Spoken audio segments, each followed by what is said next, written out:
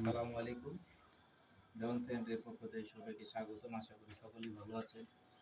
অনেকদিন যাবৎ ভিডিও দিতে পারি নাই, তো একটু অসুস্থ ছিলাম, প্লাস কাজের একটু ঝামেলা ছিল, এই নিয়ে ভিডিও দিতে পারিনি। আশা করি সামনে থেকে ইনশাল্লাহ কন্টিনিউ আপনাদেরকে ভিডিও দিব। আজকে একটা বিশেষ কথা নিয়ে বা বিশেষ একটা কাজ দেখানোর জন্য আপনাদের সামনে আসলাম। আমাদের যে মূলত যে বাথরুমের যে হাই কমান্ড থাকে, হাই কমান্ডের জন্য যে আমরা হাই কমান্ডের পয়েন্টগুলো করি, পিছনে মাপগুলো সবগুলো ঠিকঠাক থাকে। এখন এটা টিক্স হচ্ছে, যখন আপনি হাই কমান্ড ব্যবহার করবেন, ঠিক আছে, তখন আপনার গোসলের পানি কিন্তু পায়ের দ্বারে আসতে পারে। নিচে দেখেন, পায়ের দ্বারে আসতে পারে। তো ওই পায়ের দ্বারের জন্য এই গোসলের পানিটা যেন না আসে, এটার জন্য কি করণীয়, তাই না? একটা প্রশ্ন আছে না, এটার জন্য কি করণীয়, একটা প্রশ্ন আছে না, যে আমরা যদি হাই কমান্ড ইউজ করি, ফ্লোর যদি এক লেভেল থাকে, গোসলের পানি অবশ্যই কিন্তু হাই কমান্ডের পায়ের দ্বারা আসবে। একটা পিছনের সম্ভাবনা থাকে, একটা মুরব্বী বা যে কোনো একটা অসুস্থ মানুষ পড়ে যেতে পারে, একটা রিস্ক থাকে।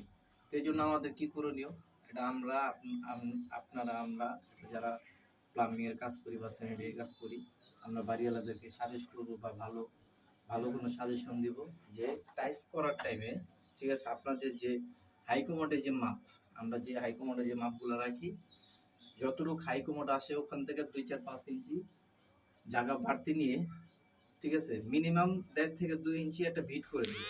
শুধু হাই কমান্ডের জায়গাটুকু, শুধু হাই কমান্ডের জায়গাটুকু টাইস দিয়ে 1.5 থেকে 2 ইঞ্চি একটা ভিট করে দেবে। যদি এখানে দেখেন, এখানে যদি আমার হাই কমান্ড যদি এই পর্যন্ত আসে, আমি এখান থেকে যদি একটা ভিট করে দিই আমার এই পানির ওয়েস্ট ওয়াটার লাইনের পাশে, তাহলে কিন্তু আমাদের যে গোসলের যে পানিটা আমার হাই কমান্ড এখানে আসতেছে না।